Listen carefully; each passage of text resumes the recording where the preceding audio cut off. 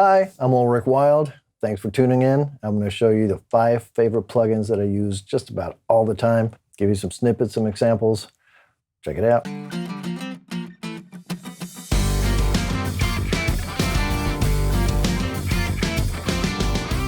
All right, if you've watched any of my courses, if you've seen me with any kind of screenshots anywhere with anything, you know I love the Waves SSL 4000 plugin. I use it on everything. The most recent course for the Static-X on Hollow has it all over the place. It's what I do with this plugin. It's got an EQ, it's got a compressor, we got gain, it's got a phase. It's a 4-band compressor. It's got a high and low pass filters. Got a, did I mention the gate? It's got a compressor, fast attack. Just a workhorse.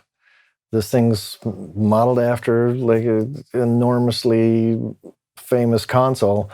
I mixed, I don't know, I want to say hundreds of songs, but probably gets there on consoles like that. And it's what enabled me to make the move to mixing in the box. Those things came out, the Intel Max came out, the Apogee Symphony system came out, and I was pretty much set to mix in the box with this thing. I had the confidence that I would be able to get good results. I use it not just once, but twice on this snare channel right here.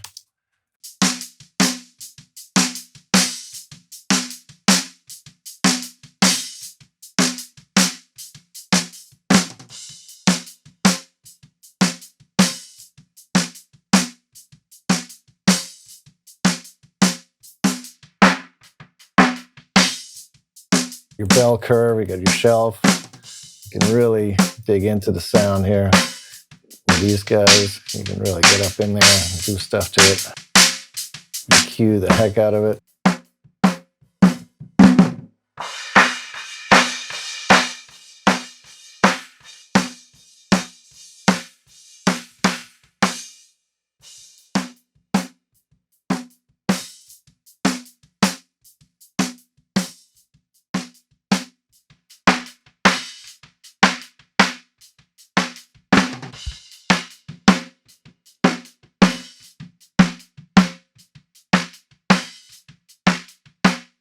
And you can really demolish the sound with the fast attack.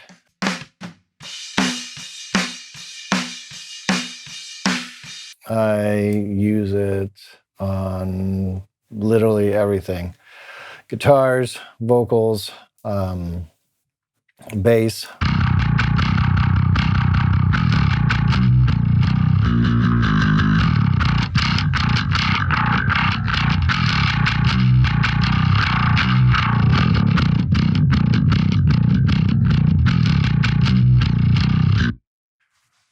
It has a good, grimy, gritty quality to it, and it lets you dig in. It's my go-to. I love it. My second all-time favorite plugin, at least for right now, is a plugin called Punctuate by NewFangled Audio. Talked about this in my latest course with Static-X as well. Check it out.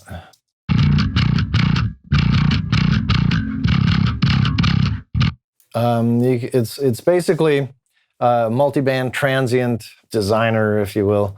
You can get more transient or less transient, and you can just figure out which bands should have more and less stuff going on. So let's go do some extreme stuff.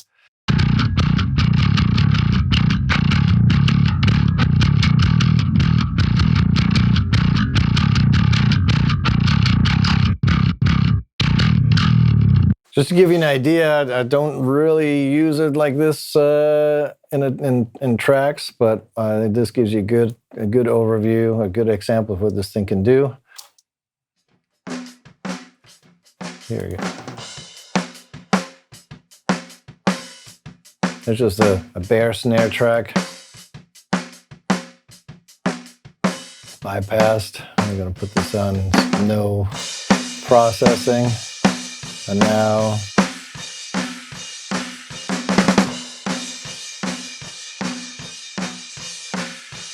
we're getting all those transients out, or we can emphasize them.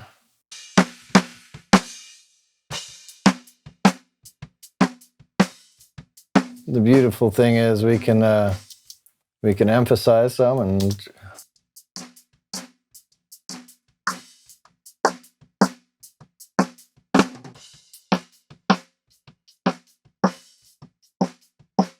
so if you wanted to just have, you know, more high-end transients.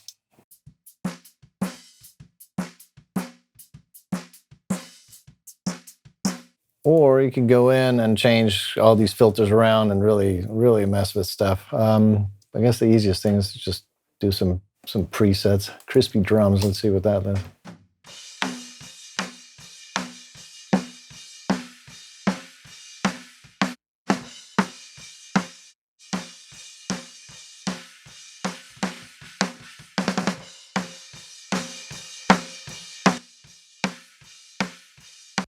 I actually use this thing on unruly vocals a lot. With a lot of plosives, a lot of spittle, like, you know, little, I don't know, like lip smacking and whatever else goes on in the vocal tracks. Take a lot of T's and S's and stuff. Takes care of a lot of that stuff, especially super compressed vocals. Next up on my list would be the Logic Compressor. It shows up in many places. It's a compressor, you know, what are you going to do? But it's a good workhorse right out of gate. This, their platinum digital mode, it has all these modes here, you know, 6 or 7 of them. This is like their compressor, and this sounds great on a lot of things, just opening it up.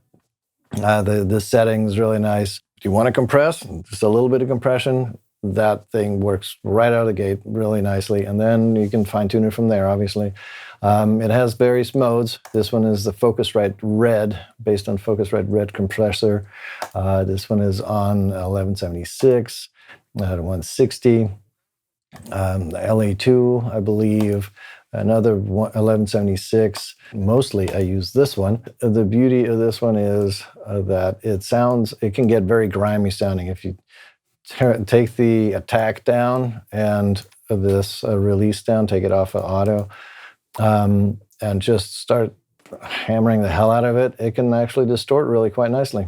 You can see, I'm putting my money where my mouth is here. I have it on here already on all of Wayne's vocals. At your fire, I'll make your every desire come true if you let me in. I won't stop till you say when. Make a toast to this new year. Take a hard look in this mirror. At your fire, I'll make your every desire come true if you let me in. Has a lot of good grit to it. It's very, very cool compressor. A lot of your stock plugins are good. Next up on my list of 5 favorite plugins is the iZotope Ozone Suite. I like it a lot. I use the maximizer a lot. It's very clean and crisp. You know, it's a limiter. So it's only that exciting to talk about. It has just some good modes. I really like the transient and the modern mode. They are just clean and transparent. This multipressor I'm talking about is just part of their Dynamics plugin. You can have as many, have up to 4 bands here. It's a nice plugin that really is very versatile. It's mid-side and stereo operation, which is very handy. The controls are really laid out nicely. It's got a ton of presets that are really good starting points. I use it for mastering sometimes, but really I use it just to control problem tracks sometimes, you know, maybe on a bass or like an unruly vocal or something. Kind of like a fix-it compressor for me. I don't just willy-nilly throw it on everything. It's really something I use to control things. I also use their EQ a lot, especially for mastering. Again, we all know what an EQ does. A mid-side and stereo operation, which is very nice and really lets you dig in. Again, use this mostly for mastering, sometimes for, you know, some extra EQ, different flavor a little bit. Last but not least, as you can see, one of my favorite plugins is sitting on my stereo bus. It's this API 2500. It really helps me glue the mix together. I have a lot of compressor plugins apparently that I like for my favorite plugins. EQs and compressors. That's really what makes the world go round in mixing anyways. It's all about controlling the sound, shaping the sound, and you know, fixing things with it, gluing stuff together, having fun with it. And this one fits right in.